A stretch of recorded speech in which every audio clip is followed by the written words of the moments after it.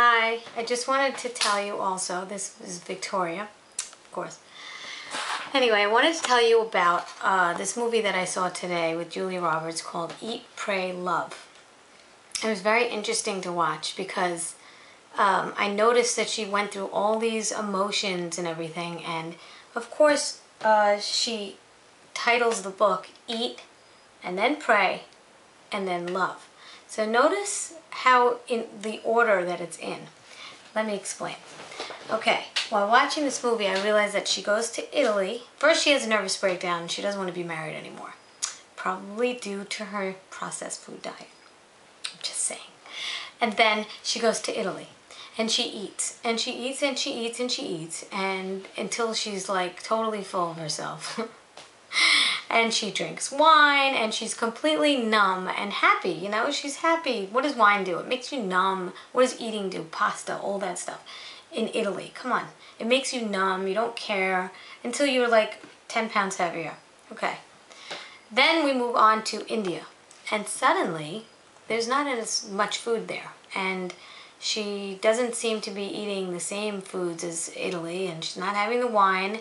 So she's getting a little bit more exposed, a little bit less numb, and a little bit more raw.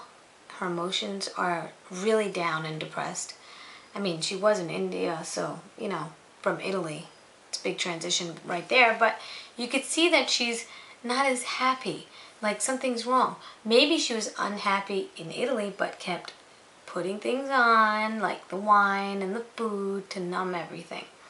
Okay, so now she's in India and she's depressed, right? The character that Julia Roberts is playing is based on a true story of a woman that kind of basically had a nervous breakdown and went away for a year to travel. So part of it was, the eat part was in Italy, the pray part was in India, and now she moves on to Bali. And in Bali, we all know that the fresh fruits and vegetables are just abundant, and she kept having that.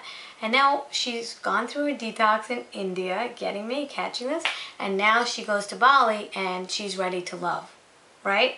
She's open, she's ready, she's gotten rid of all the toxins in her body, maybe. Anyway, they did mention durian in this video, and they said that it smells like feet. And I'm kind of happy about that because I really don't want everyone to know how great it really is, because then it would be too high demand and that would stink for all of us durian lovers. And so I love the movie. I really related to it. I liked it a lot. But I gotta say, you make the connection between eat, pray, love, and see what I mean. Yeah, you eat and then you pray and you don't eat as much, and then you are able to love. So, you know, you might want to go on a progression. If things aren't really moving in your life, maybe it's your diet.